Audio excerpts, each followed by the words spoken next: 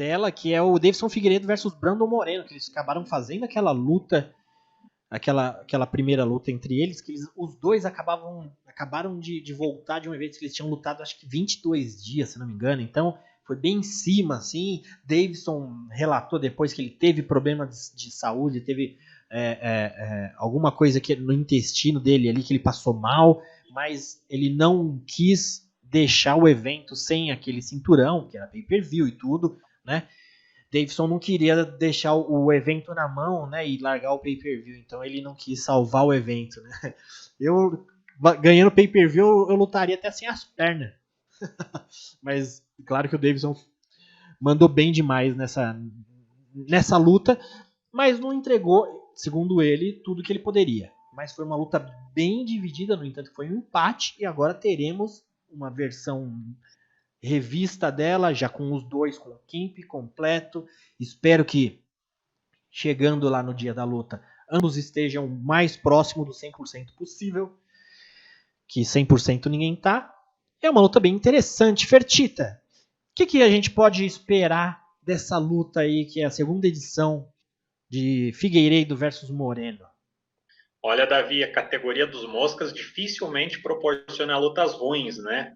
São atletas muito rápidos, técnicos, que têm bom nível na trocação e na luta agarrada também, né? Quando se trata de uma disputa de cinturão, então, melhor ainda, né? E a gente pode esperar só coisas boas dessa luta, né? Eu sempre gosto de citar a jornada do Davidson, né, no UFC. Ele vai para a 12ª luta dele em 4 anos de organização. Um atleta que luta com muita frequência, né? Teve performances dominantes na maioria das primeiras lutas dele lá no UFC. Estreou com 3 nocautes, né? Inclusive batendo o ex-desafiante John Moraga, né? Numa luta que ele era zebra. Só passou dificuldade em uma das lutas que ele fez lá no início, que foi contra o ótimo wrestler Jared Brooks, né? Que foi inclusive bem lembrado pelo Adriano Moraes na entrevista para nós na semana passada, né? Lembrou que Davidson teve muita dificuldade e venceu na decisão dividida aquela luta, né? Depois ele até sofreu a única derrota na carreira do Daiko foi quando ele foi neutralizado na luta agarrada pelo José Formiga, né? Daí se pensou aquela época, né? O Davidson é bom, mas tinha uma deficiência na luta agarrada, né? E foi então, depois dessa derrota, que ele mostrou que ele é muito acima da média, né? Tanto na trocação quanto na luta agarrada também, né? Emplacou uma sequência impressionante de performances, né? Ele sempre dominava os oponentes, inclusive na especialidade deles, né?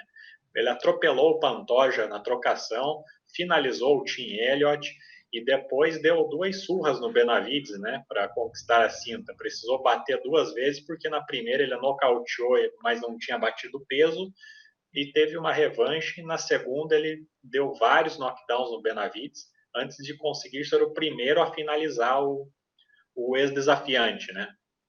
Tudo isso no round inicial, né. Enfim, ele se tornou o campeão da categoria, né. Na sequência, ele, na primeira defesa, já finalizou Alex Pérez com uma guilhotina em menos de 2 minutos de luta, né?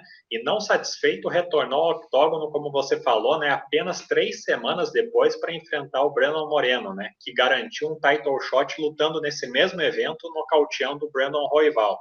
Né? Então, a primeira luta entre eles foi com os dois longe do 100%, né? Mas foi uma luta insana, né? O brasileiro usou o estilo pouco ortodoxo dele, com guarda baixo, usando muita potência em cada golpe, né? Infligiu muito dano no mexicano, principalmente nos rounds iniciais.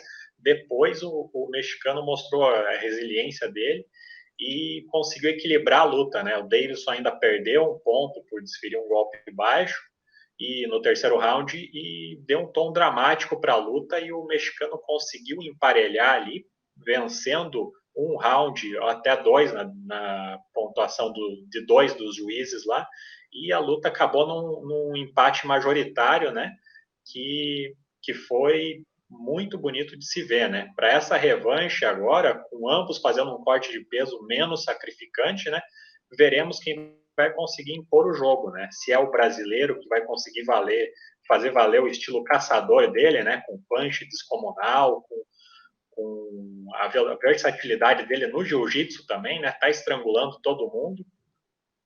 ou se é o mexicano, né, que vai manter a boa fase dele, que conta com vitórias sobre o Kai Kara France, sobre o Jussier Formiga e sobre o Brandon Royval, que eu já citei, e além dos empates, né, contra o Davidson, e tinha empatado também contra o Askar Askarov, que é outro que está na boca para ganhar um title shot, né? E o Brandon Moreno tem uma ótima absorção de golpes, mãos rápidas, tem um jogo de solo perigoso e, na minha opinião, ele tem até um cardio um pouco melhor que o Davidson, caso a luta se desenrole lá para os rounds finais, né? Estou super empolgado para assistir essa luta e se para mim a primeira entre eles foi a melhor luta da história da categoria, para essa revanche eu estou preparado para tudo, inclusive para mais um empate. Show de bola. O que nós tivemos de mexicano com um nome assim que chegou próximo, né? Teve o Caim Velasquez, que foi campeão. Teve mais algum outro, né? Teve Alexa Grasso, né? Teve mais algum mexicano já ranqueado top 5, assim? E aí, Rodrigues. E aí, Rodrigues, verdade. Chegou aqui, top 10, né? E aí, Rodrigues. Top 5, ele chegou a disputar, como fala, eliminatória de cinturão, né? Disputar não, ficar casado, né? Naquela luta contra o Zabit que não aconteceu. A usada pode esquecer do Yair, o André G não. A Alexa Grasso chegou top 10, talvez, né? Quando ela chegou, deve ter chegado, né? A Alexa Grasso fez lutas no Palha, agora ela tá indo foi pro Mosca, né? Tá com 2 vitórias no Mosca já. Chegou sim, foi ranqueada nas 2 categorias. México tem poucos representantes mais bons, né? Pelo menos assim, os que a gente lembra de sim já são bem... Ia falar, Fertita? Tem a Irene Aldana também, né? Que quase se colocou numa situação ali, né? De conseguir um title shot, mas bateu na trave. Mas por enquanto ela é top 5 ainda, né? Não, e é um material muito bom, né? Sim, uma ótima boxeadora. Bacana. Bom, depois dessa segunda disputa de cinturão, teremos aí o que seria o main event no coração do Dana White, né? Porque tem um vendedor de pay-per-view